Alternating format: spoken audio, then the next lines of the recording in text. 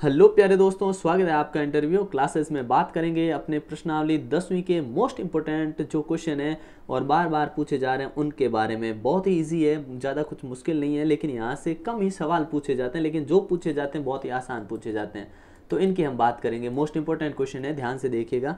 पहला प्रश्न पूछा है, सिद्ध कीजिए कि यदि सर्वांग समवृत्तों की जीवाएं उनके केंद्रों पर बराबर कोण अंतरित करती हैं। चलिए, कोण अंतरित बराबर करती हैं, मतलब जो जीवा है कोण बराबर अंतरित कर रही है, तो जीवाएं बराबर होती हैं। साबित क्या करना है कि जीवाएं बराबर है। जीवा कौन सी होती है? ए बी और पी क्यू, ये जीवा है। ठीक है, ये हमको बराबर साबित करनी है। चलिए स्टार्ट करते हैं। बहुत ही आसान क्वेश्चन है। कभी हमको बोलते हैं कि जीवाएं बराबर साबित करो, कभी बोलते हैं कि कोण बराबर साबित करो, जस्ट इसका अपोजिट। ठीक है, चलिए स्टार्ट करते हैं। तो हमने मान लिया इनका नाम ये ए बी है, ये पी क्यू है। ठीक है, और इसका केंद्र ओ है, इसका ओ डैश है। ठीक है, अब दो त्रिभुज हमारे सामने बन गया। कौन सा? ए ओ बी, और बन गया P Q O dash Q. ठीक है ना, पी ओ डैश क्यू ये बन गया, और ए ओ बी ये बन गया। ठीक है, अब इसके अंदर पहली चीज़ क्या? पहली चीज़ ये कि ओ ए और ये जो अपने हैं ओ डैश पी, ये दोनों बराबर होंगे। कारण क्या है? समान वृत्त है, समान वृत्त है, और समान वृत्त की त्रिज्याएं तो समान होती है। तो ये सर्वांग समवृत्त, क्योंकि शुरुआत में बोला है सर्वांग समवृत्त है। वृत्त सर्वांग सम है, मतलब त्रिज्याएं तो बराबर होगी। ये सवाल पूछा हुआ है कि सर्वांग समवृत्त की त्रिज्याएं होती है तो बराबर होती है। तो अभी जीवा बराबर हो, ये हमको साबित करना है। ठीक है, हालांकि सर्वांग समवृत्त है, त्रिज्याएं बराबर है, तो जीवा अपने आप बराबर ही होती है, तो साबित करना बस। तो हमने कहा ये और ये बराबर, पहली चीज़। दूसरी ये और ये बराबर। ठीक है, तीसरी चीज़ क्या होगी? तीसरी ये देखिए, जब ये दोनों भुजाएं बराबर है, ये दोनों बराबर है, तो तीसरी चीज़ हम ये लिख सकते हैं कि अपने इनके जो दिया हुआ कौन सा ए ओ बी और पी क्यू और, यहाँ पे ध्यान दीजिएगा थोड़ा सा।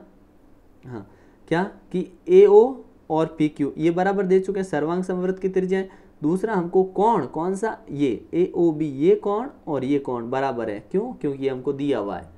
क्या देखिए सवाल के अंदर देखिएगा, बराबर कोण अंतरित करती है, कोण बराबर है। तो अगर कोण बराबर है, भुजाएं बराबर, ठीक है, कोण बराबर, तो दो साइड हो गई, एक एंगल ले लिया हमने। ठीक है ना, तो ये कौन सा नियम लग गया? भुजा कोण भुजा नियम। और एस को ध्यान रखिएगा, लगाते कैसे हैं कि हमने एक पहले कौन सी ली? भुजा, फिर कौन सा लिया? कोण, फिर कौन सी ली? भुजा। आप दो भुजाएं पहले लोगे तो भी लाइन से स्टार्ट करो, चाहे इधर से बोलना स्टार्ट करो तो पहले कौन आ रहा है देख लेना। तो इधर से हमने बोलने स्टार्ट किया तो भुजा आई, फिर कौन आया, फिर भुजा आई। या फिर आप इधर से करेंगे तो भी आएगा, तो उस हिसाब से नियम लिख देना। तो अब सिंप्लिसिटी नियम से ए बी और पी क्यू बराबर होगा, क्योंकि सर्वांग समवृत्त के सभी जो भाग होते हैं वो बराबर होते हैं। अगला प्रश्न देखते हैं। सकेंद्रीय वृत्त है, कहने का मतलब दो वृत्त हैं, उनका केंद्र एक ही है, चेंज है ही नहीं केंद्र में, प्रतिच्छेद करता है। तो अपने को साबित करना है कि जो ए बी और सी डी ये बराबर होगा। हमने कहा बहुत ही आसान है, अभी साबित कर देते हैं। तो इसमें सबसे पहले क्या किया? माना वृत्त का केंद्र ओ है, सकेंद्रीय वृत्त है, जिसके ऊपर ये बिंदु निम्न प्रकार से व्यवस्थित है। सिद्ध करना है, ये चीज़ सिद्ध करना, वो लिख दिया। उपपत्ति में क्या करेंगे? तो हमने ओ और एम इसको मिला दिया, जो कि एक लंब होता है, ध्यान रखिए। और लंब समद्विभाजक क्या करता है? बराबर भागों में बांटता है। तो इस बात का फायदा उठाते हुए हम क्या करेंगे कि अपने ए एम बराबर होगा एम डी के। कारण क्या है कि ये लाइन तो भाई वृत्त की जीवा थी, जीवा पे ऊपर लंब आया, ये वृत्त की जीवा, जीवा के ऊपर लंब आया, तो इसने आधा इधर कर दिया, आधा इधर कर दिया। ठीक है, तो हमने लिख दिया, क्या लिख दिया कि ए एम और डी ए बराबर होगा, क्योंकि केंद्र की जीवा पर डाला गया लंब उसे बराबर बांटते हैं। सही बात है। दूसरी चीज़ देखिएगा, ये जो है दूसरा वृत्त है, उसकी भी तो जीवा बराबर होगी। तो हमने कहा ये जो लंब आ रहा है ओ एम, ये बी सी को भी बराबर बांटेगा। तो बी सी को बांटेगा तो बी एम और एम सी ये दोनों भी बराबर होंगे, बी और एम सी बराबर होंगे। तो हमने कहा ठीक है, समीकरण एक बन गया, दो बन गया। अब समीकरण दो में से क्या करेंगे? अगर हमें तो ए भी चाहिए, अगर हम इस पहले समीकरण में से दूसरा समीकरण माइनस कर दें तो अपना उत्तर आ जाएगा। जैसे देखिए, अगर हम ए एम जो लिखा हुआ है यहाँ पे और सामने है डी ए, इसमें से दूसरा समीकरण घटा दें, क्या? बी एम और इधर कौन है? M C. ठीक है, ये घटा दें, या सी एम ये घटा दें, तो क्या आएगा? देखो, ए एम में से बी एम कम कर दो, ये ए एम है उसमें से बी एम हटा दो, ये वाला हटा दो, तो ए बी बचेगा और बराबर। और इधर अगर हम घटा दें सी एम से, क्या? डी एम माइनस कर दें, सॉरी डी एम जो माइनस कर दें, तो अपने क्या बचेगा? सी डी बचेगा। इतनी सिद्धम, यही अपने को साबित करना था।